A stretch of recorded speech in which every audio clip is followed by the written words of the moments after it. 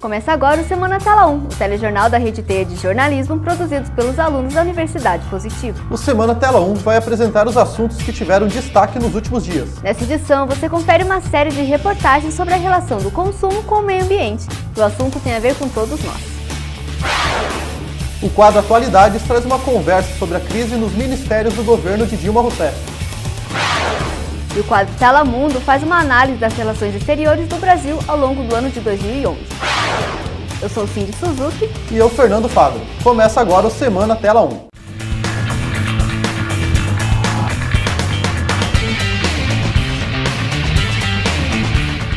No dia 31 de outubro, o mundo passou a ter 7 bilhões de habitantes. São 7 bilhões de pessoas que precisam comer, beber, respirar e viver.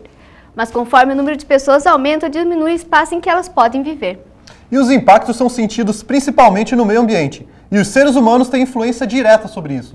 Consumindo sempre mais e preservando menos, o planeta não consegue se sustentar. Por esse motivo, existe uma palavra que sai em evidência nos últimos tempos: sustentabilidade. Você já parou para pensar no que significa um planeta ter 7 bilhões de habitantes? As necessidades de cada um são multiplicadas, o que faz com que a vida na Terra, do jeito que é hoje, dependa de vários elementos. As quantidades de água e luz que precisamos para viver aumentam, assim como a produção de lixo. Existe também a questão da área verde, que é basicamente um espaço com cobertura vegetal que deve existir para garantir o bem-estar da população. A Organização das Nações Unidas determina que são necessários pelo menos 12 metros quadrados de área verde por habitante. Só que com o aumento da população, a possibilidade de existirem áreas verdes diminui, já que com mais pessoas, aumenta também a necessidade de espaço. Por mais que a situação soe complicada, existe algo que todos nós podemos fazer para ajudar. O segredo está na palavra sustentabilidade. Você sabe o que ela significa? Sustentabilidade. Sustenta alguma coisa, né? Estabilidade, certo? Manter os recursos da terra naturais de maneira que eles não acabem nunca. Quase isso. O termo sustentabilidade representa um conjunto de práticas que tem como objetivo equilibrar os interesses da população com a proteção ao meio ambiente. A própria Constituição do Brasil já fala disso no artigo 225. Ele diz: todos têm direito ao meio ambiente ecologicamente equilibrado, e é dever do poder público e da população defendê-lo e preservá-lo. Além de as leis tratarem desse assunto, os países também mostram preocupação com o meio ambiente. Em 1992, por exemplo, aconteceu lá no Rio de Janeiro uma reunião de 179 países. Essa reunião, chamada de ECO 92, formulou a criação da Agenda 21, que eram diretrizes para que os países seguissem e elaborassem as próprias políticas de defesa do meio ambiente. E depois, em 97, começou lá no Japão, em Kyoto, o Protocolo de Kyoto, que só entrou em ação em 2005. 5 anos depois, em 2010, em Copenhague, na Dinamarca, aconteceu mais um encontro, só que dessa vez sem resultados. Apesar de muitos encontros dos países para debater o meio ambiente, nem sempre as coisas funcionam muito bem. Isso porque o interesse econômico acaba ficando na frente do interesse ambiental. Nós somos muito mais ligados aqui no Brasil com parâmetros americanos ou europeus, em que o consumo é um indicador de felicidade. Então, quanto mais eu consumir, mais feliz eu sou. Essa é uma conta irreal, não é verdadeira, e é uma conta extremamente perigosa em relação a fechar a conta lá na frente. Os interesses dos países nem sempre dão prioridade para a consciência ambiental. Mas isso não é culpa apenas deles. Pense no seu próprio cotidiano. Você busca ter atitudes sustentáveis no seu dia a dia? Não. Por quê? Por causa do mau costume. Eu mesmo não tenho costume, não consigo. A gente ainda não tem muita cultura, inclusive a questão de você comprar produto que seja sustentável, né? Eu cuido, o negócio de lixo que não é lixo, coloco tudo separado, lixo que é lixo, coloco no outro saco, eu separo tudo. Quanto menos a gente pegar a sacola plástica, é melhor. A sacolinha plástica é sempre lembrada por todos quando o assunto é lixo. Feita de derivados do petróleo, ela demora de 200 a 400 anos para se decompor. Mas falar de sacolas de plástico é falar também de supermercados. É lá que abastecemos nossas casas não só com as necessidades, mas também com muita coisa que vai acabar sendo jogada diretamente no lixo. A compra do mês é um hábito muito conhecido. As pessoas enchem o carrinho e levam uma quantidade desnecessária de produtos para casa. Isso porque muitos desses produtos, ao final do mês, passam do prazo de validade. E qual é o resultado disso? A geração de muito lixo.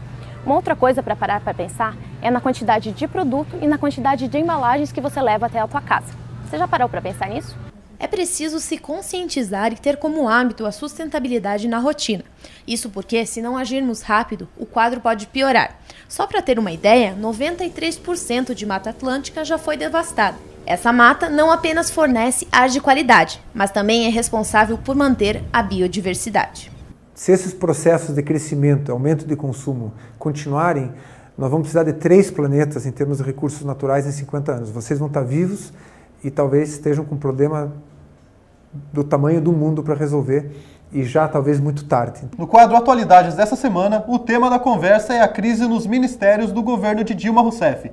Jorge Aguelschwener conversou com o cientista político Marlos Forigo a respeito deste assunto.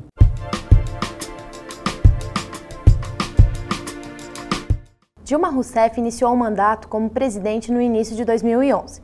Em pouco mais de 10 meses de governo, Dilma demitiu 6 ministros. As demissões ocorreram depois de uma série de denúncias de corrupção, além de declarações que desagradaram a presidente. Qual vai ser o futuro da política brasileira? Para tentar compreender melhor essas questões, converso hoje com o cientista político Marlos Forigo. Olá, Marlos, seja bem-vindo. Tudo bem, Jorge? Obrigado. Tudo bem. A gente pode dizer que essa crise nos ministérios que a gente teve agora no governo Dilma foi uma, assim por dizer, uma herança maldita do governo Lula, até porque foi ele que indicou uma parte dos ministros?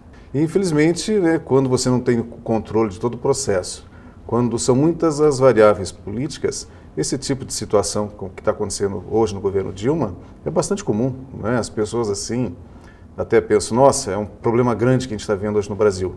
Mas não é um problema do Brasil, né? É um problema de Brasil, é um problema de Argentina, é um problema da Europa, esse problema da corrupção, de más escolhas políticas para cargos importantes.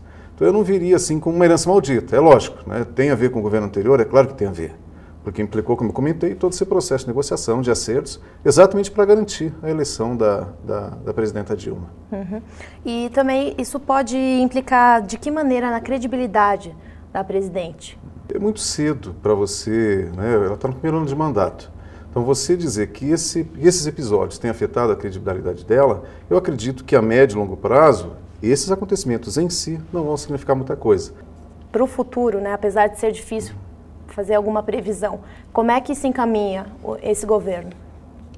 Eu vejo que do governo Fernando Henrique Cardoso para cá, o que nós temos, e acho que é o grande mérito, né, desses governos, Fernando Henrique Cardoso, Lula e o governo Dilma, é a abertura democrática, é a permissão para que se fiscalize o governo, né, é a autonomia, como eu já comentei, do Ministério Público.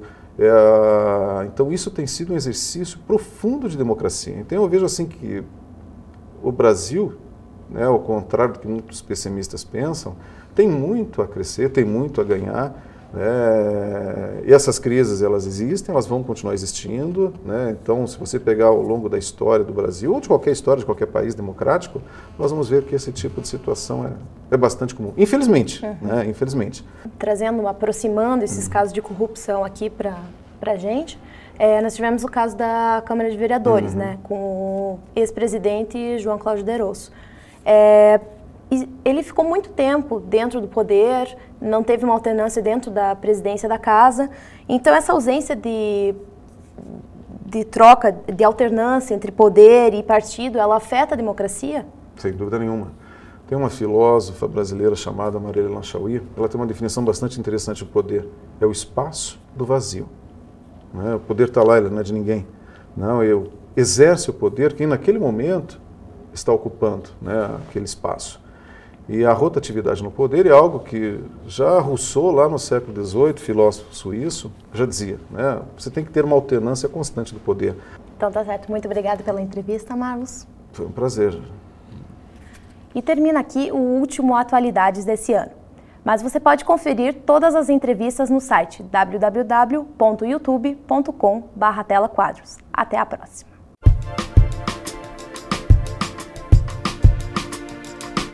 Para saber mais, você pode assistir a entrevista completa. É só acessar youtube.com/telaquadros. No próximo bloco, você vê a segunda reportagem da série sobre o consumo e o meio ambiente. O assunto vai ser água. De Semana Tela 1 volta já.